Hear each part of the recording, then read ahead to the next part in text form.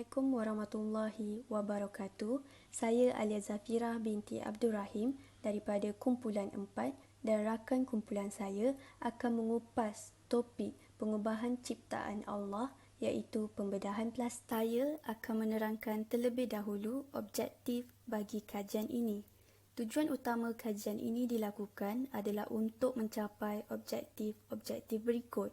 Yang pertama, bagi memahami konsep dan memberi pendekatan dakwah dalam bidang perubatan pembedahan plastik mengikut syariat Islam berdasarkan Al-Quran, hadis dan perbahasan para ulama.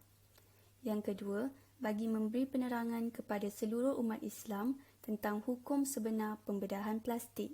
Pelbagai benda baharu yang boleh dicipta dan diinovasi akibat peralihan zaman dan kecanggihan sistem teknologi pada masa kini.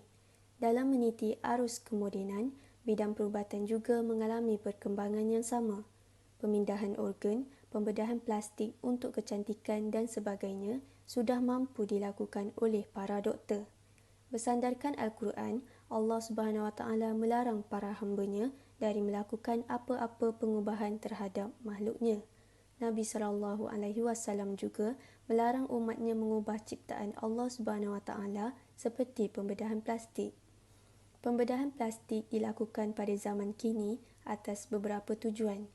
Antaranya adalah yang pertama bagi merawat kecacatan atau ketidaksempurnaan seseorang yang berlaku sejak kelahiran atau kemalangan atau disebabkan oleh penyakit. Yang kedua, bagi menambah kecantikan serta mengekalkan paras rupa remaja. Yang ketiga, bagi mengubah suai anggota badan yang tidak disukai seperti mengubah jantina. Pembedahan plastik yang ditawarkan di Malaysia dikategorikan kepada 3 jenis iaitu rekonstruktif, kosmetik dan estetik. Bagi pembedahan plastik rekonstruktif, ianya bertujuan untuk mengubah bahagian anggota badan yang mengalami kerosakan akibat daripada kemalangan, kebakaran atau kecacatan sejak bayi. Pembedahan kosmetik pula adalah bertujuan untuk memperbaiki struktur badan supaya kelihatan lebih cantik dan menarik seperti membuat kelopak mata dan memancungkan hidung. Akhir sekali, estetik merupakan perubahan bentuk badan atau wajah tanpa melakukan pembedahan tetapi hanya menggunakan jarum suntikan seperti filler, botox, tanam benang dan rawatan laser. Ini menunjukkan perbezaan antara kosmetik dan estetik. Kosmetik perlu melaksanakan pembedahan manakala estetik adalah sebaliknya yang berunsurkan kecantikan semata-mata. Ini merupakan isu semasa yang berlaku di Malaysia. Gambar yang dipaparkan adalah mangsa yang mengalami kesan negatif akibat daripada pembedahan plastik. Menurut Doktor Perubatan Estetik, Dr. Aidil Azri Mohtar, sebagai doktor, mereka tidak menggunakan filler jenis silikon kerana ia berbahaya dan kebiasaannya menggunakan jenis hyaluronic acid kerana lebih selamat dan 100% sama dengan bahan yang ada di dalam badan manusia. Jelasnya, suntikan silikon akan kekal dan melekat pada tisu badan walaupun mangsa telah menjalani pembedahan membuang silikon. Menurut beliau, antara silikon yang kerap disuntik adalah jenis adhesive rubber yang dihasilkan daripada unsur yang diambil daripada batu dan pasir serta digunakan dalam industri seperti automotif dan pembinaan. Apabila silikon itu melekat, ia akan menyebabkan body deformity iaitu kecacatan badan yang teruk di kawasan yang disuntik. Sekiranya ia disuntik di bahagian muka, kebiasaannya kawasan disuntik itu akan menjadi berketul-ketul, begitu juga dengan suntikan di kawasan punggung. Dr. Aidil Azri diberitahu oleh mangsa, silikon boleh diperolehi pada harga antara RM150 hingga RM200 untuk suntikan silikon pada bahagian bibir. Berbanding hyaluronic acid, ia boleh mencecah sehingga RM1,000 hingga RM2,000 tetapi bahannya lebih selamat dan berkualiti. Justru itu, Dr. Aidil Azri menasihati individu yang berhasrat untuk membuang suntikan silikon supaya mendapatkan rawatan daripada doktor pakar yang bertauliah bagi mengelakkan kemudaratan kepada kesihatan. Assalamualaikum warahmatullahi wabarakatuh. Nama saya Sairatul Nusyairah binti Muhammad Sawadri. saya akan meneruskan pembentangan dengan hukum pengubahan ciptaan Allah dalam konteks pembedahan plastik. Sebarang bentuk pembedahan yang mendorong kepada perubahan pada ciptaan Allah atau fitrah yang telah dikurniakan oleh Allah adalah diharamkan sama sekali berdasarkan firman Allah Subhanahu wa taala daripada kata-kata iblis daripada surah An-Nisa ayat 119. Maksudnya, dan demi sesungguhnya aku akan menyesatkan mereka dari kebenaran, dan demi sesungguhnya aku akan memperdayakan mereka dengan angan-angan kosong. Dan demi sesungguhnya aku akan menyuruh mereka mencacatkan binatang-binatang ternak, lalu mereka membelah telinga binatang-binatang itu, dan aku akan menyuruh mereka mengubah ciptaan Allah. Dan ingatlah, sesiapa yang mengambil syaitan menjadi pemimpin yang ditaati selain daripada Allah, maka sesungguhnya rugilah ia dengan kerugian yang terang nyata. Walau bagaimanapun, tidak semua pembedahan plastik itu haram. Islam itu mudah. Pembedahan plastik mempunyai 3 hukum, iaitu wajib, harus dan haram. Pembedahan plastik yang wajib adalah seperti prosedur untuk menutup luka, memperbaiki bekas luka parah atau menampal kulit kesan terbakar pada wajah dan bahagian anggota yang boleh dilihat. Sekiranya pembedahan plastik dimaksudkan untuk digunakan dalam perubatan seperti pembedahan untuk kecacatan fizikal kerana sakit, kemalangan, luka bakar atau sebab lain, dan pembedahan kerana kecacatan kongenital seperti menggerakkan lebih banyak jari atau memisahkan jari dibenarkan secara sah. Bukti kemampuan ini diceritakan oleh Imam Al-Tirmizi yang dikutip oleh Al-Arfah Ibnu As'ad yang mengatakan, hidungku telah terputus pada hari peperangan Al-Kulab masa jahiliah. Jadi, saya mengambil iaitu menggantikan hidung dengan warik iaitu perak. Lalu beberapa ketika hidungku menghasilkan bau yang busuk. Maka Rasulullah SAW memerintahkan aku untuk menggantikan dengan hidung yang diperbuat daripada emas. Seterusnya, pembedahan plastik yang dibenarkan bertujuan untuk memperbaiki kecacatan kongenital seperti bibir sumbing atau kecacatan berikutnya yang disebabkan oleh kemalangan, kebakaran dan lain-lain seperti kebakaran atau muka rosak secara tidak sengaja. Undang-undang yang membenarkan pembedahan plastik untuk memperbaiki kecacatan yang dialami seseorang adalah berdasarkan dalil yang diharuskan untuk pembedahan plastik diperlukan. Nabi SAW bersabda, tidaklah Allah menurunkan suatu penyakit kecuali Allah menurunkan pula ubatnya. Pembedahan plastik yang diharamkan pula apabila seseorang individu itu tidak mempunyai apa-apa masalah pada wajahnya atau anggota badannya, akan tetapi mereka hendak mengubah anggota badan mereka untuk menjadi lebih cantik dan tanpa ada niat untuk rawatan atau memperbaiki sebarang kecacatan. Sebagai contoh, menjadikan hidung lebih tinggi dan mancung, pembentukan payudara, punggung, dagu dan lain-lain. Begitu juga dengan penjarangan gigi dan pembentukan bulu kening. Setengah individu lebih gemar meletakkan kecantikan sebagai panduan dan misi utama hidup, sedangkan Islam adalah yang patut diutamakan. Dalilnya seperti yang diriwayatkan daripada Imam Al-Bukhari melalui Al-Qamah telah berkata, Allah Subhanahu wa taala melaknat ke atas perempuan yang membuat tatu, yang meminta dibuat tatu untuknya, seseorang yang mencukur bulu yang tumbuh pada mukanya atau kening kedua matanya, dan perempuan yang menjarangkan gigi-gigi hadapannya untuk kecantikan, dan mereka mengubah apa yang telah diciptakan oleh Allah Subhanahu wa taala. Pembedahan plastik kini tidak asing lagi dalam era dunia kita pada hari ini. Pembedahan plastik merupakan salah satu cara untuk mendapatkan rupa paras pada diri kita seperti apa yang kita inginkan dan idamkan.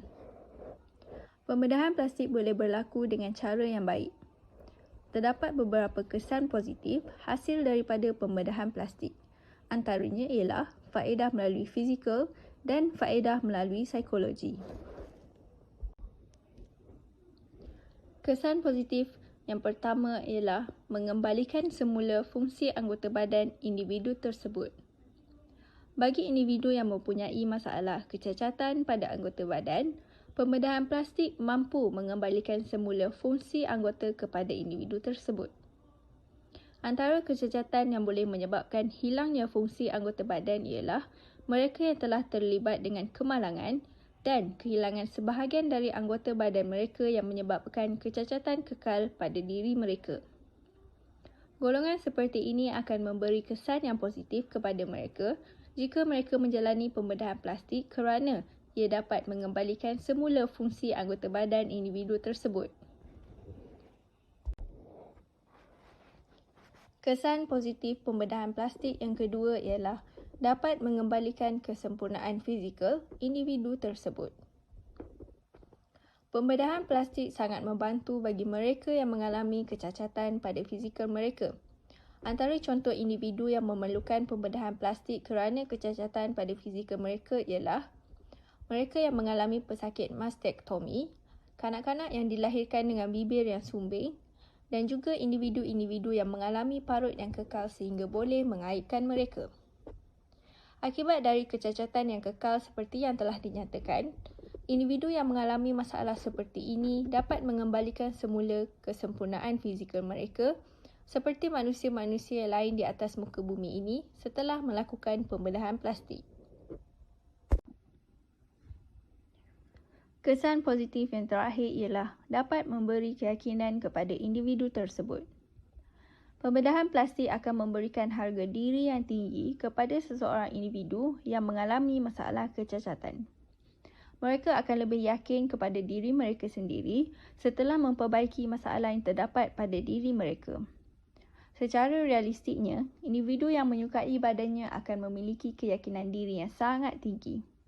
Keyakinan sosial mereka yang sangat tinggi juga merupakan salah satu bukti untuk menunjukkan bahawa pembedahan plastik juga mempunyai kesan yang positif terhadap individu yang mempunyai sebarang kecacatan kekal kepada diri mereka yang mana boleh membawa kepada aib mereka. Pembedahan plastik dapat membantu sesuatu individu untuk hidup bahagia dan produktif. Dengan pembedahan plastik, yang mampu meningkatkan harga diri seseorang dan membuat mereka yakin supaya mereka cenderung untuk mengambil peluang yang tidak akan mereka ambil sebelum mereka menjalani pembedahan plastik. Selain dari itu, pembedahan plastik juga dapat memberi mereka keyakinan untuk keluar dan mencuba sesuatu yang tidak pernah mereka cuba sebelum ini ketika mereka merasakan malu dengan diri mereka sendiri. Kini, mereka akan lebih yakin untuk melakukan sesuatu perkara dalam kehidupan seharian mereka seperti menghadiri sesuatu majlis keramaian, berjumpa dengan kawan-kawan dan sanak saudara, serta menghadiri temu duga kerja atau sebagainya setelah melakukan pembedahan plastik. Pengubahan ciptaan Allah Subhanahu Taala turut meninggalkan kesan negatif daripada pelbagai aspek. Kesan negatif yang pertama adalah mendatangkan kemudaratan. Kemudaratan diklasifikasikan dari segi pelbagai bentuk, terutamanya kesihatan. Kesihatan terbahagi kepada dua, iaitu kesihatan mental dan kesihatan dalaman. Kesihatan mental akan terganggu apabila seseorang individu menerima cemuhan dan kutukan daripada orang sekeliling maupun netizen di media sosial.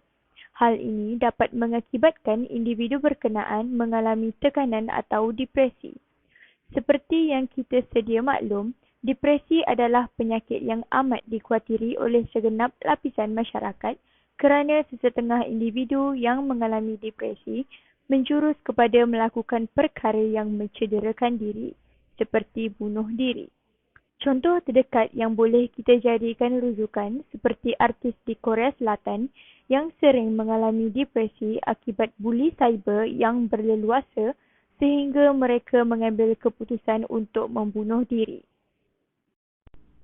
Yang kedua adalah dari aspek kesihatan dalaman. Kesihatan dalaman berkait rapat apabila seseorang individu membuat pembedahan plastik sebagai contoh. Prosedur pembedahan plastik ini meninggalkan kesan sampingan yang berisiko tinggi. Ini boleh mengakibatkan kerosakan saraf, menggagalkan fungsi sel di dalam badan, dan mengalami hemato. Hemato adalah merupakan kumpulan salur darah yang berkembang selepas pembedahan dan menyebabkan kawasan berkenaan menjadi bengkak dan lebam. Setiap rawatan yang dibuat oleh seseorang individu atas tujuan mengubah ciptaan Allah akan meninggalkan kesan yang sukar disembuhkan. Kesan negatif yang kedua adalah menimbulkan keraguan dalam beribadah. Contohnya seperti mencukur kening dan mewarnakan rambut. Hukum mencukur kening adalah haram, walaupun kita mencukur habis dan melukis atau membentukkan semula kening tetap haram. Mewarnakan rambut pula terdapat banyak pendapat daripada para pendakwah. Salah seorang pendakwah, iaitu pencetus Ummah Azman, menyatakan hukum mewarnakan rambut di IG Live beliau. Beliau menyatakan bahawa hukum mewarnakan rambut adalah harus diikuti dengan beberapa syarat. Syarat yang pertama, warna yang digunakan hendaklah tidak menimbulkan fitnah seperti warna coklat, perang atau kemerah-merahan.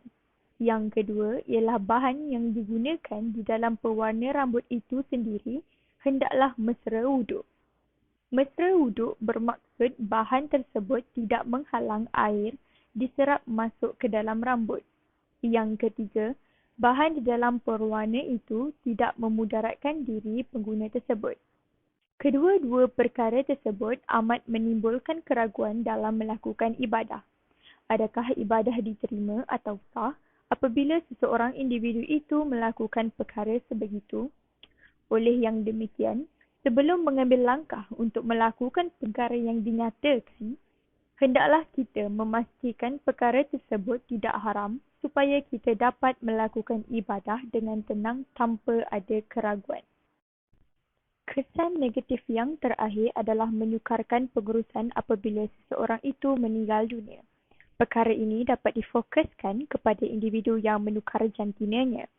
Semakin hari semakin tular golongan yang menukar jantina atau lebih dikenali dengan LGBT, iaitu lesbian, gay, bisexual dan transgender. Penukaran jantina adalah perkara yang diberi perhatian kerana menimbulkan isu di negara kita.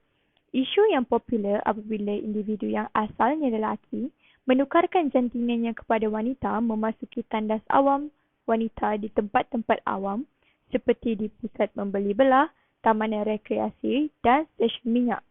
Perkara ini menimbulkan ketidakselesaan kepada golongan wanita di luar sana. Isu yang berbalik ini haruslah dinyatakan secara terang-terangan kepada golongan yang demikian supaya pihak yang berkenaan dapat memelihara hak wanita. Sama seperti isu yang akan timbul apabila golongan tersebut meninggal dunia. Apabila golongan ini meninggal dunia, banyak persoalan yang bermain di fikiran. Salah satu daripadanya adalah siapakah yang boleh menguruskan jenazah individu tersebut? Jika perkara ini berlaku, jenazah perlulah dimandikan oleh kaum jantina asalnya dan jika tidak mendapat persetujuan daripada ahli keluarga jenazah tersebut kerana hendak menjaga aib jenazah itu, maka hendaklah dimandikan oleh ahli keluarganya sendiri.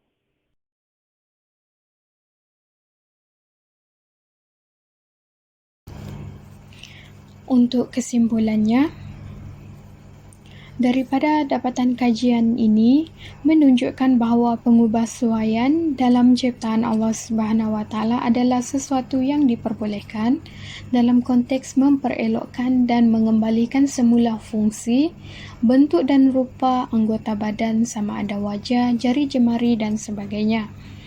Tambahan pula, kaedah mengubah ciptaan Allah SWT dengan melakukan pembedahan operasi plastik ini adalah dilarang sekeras-kerasnya apabila ia dapat memudaratkan diri seseorang individu tersebut dengan alasan untuk mempercantikkan diri dan menyebabkan ketagihan yang sangat mendalam untuk menyempurnakan apa yang memang telah sempurna yang telah dianugerahkan ke atasnya, walhal ia menganggap itu adalah buruk kepadanya. Oleh itu, sungguh pun di dalam nas-nas Al-Quran dan As-Sunnah tidak mempunyai kebersamaan dalam menentukan hukum untuk isu-isu semasa, tetapi teramatlah wajar dengan adanya nas-nas yang dikumpulkan dengan pelbagai kajian secara menyeluruh, maka dengan itu para ulama dan cendekiawan Islam menyetujui serta merumuskan dengan lebih mendalam dan lebih spesifik lagi. Seiring dengan masa permodenan, wajiblah setiap dari kalangan para ulama dan cendekiawan Islam dalam memahami konsep dan memberi pendekatan dakwah dalam bidang pembedahan perubatan maupun bidang lain mengikut syariat Islam berdasarkan Al-Quran, hadis dan perbahasan para ulama bagi memudahkan orang Islam ini lebih waspada kepada perbuatan mereka kelak dan tidak menghalalkan cara yang salah untuk dipergunakan pada masa akan datang. Saya petik daripada surah At-Tin ayat 4 di dalam Al-Quran. Laqad khalaqnal insana fi ahsani taqwim. Sesungguhnya kami telah menciptakan manusia dalam bentuk yang sebaik-baiknya.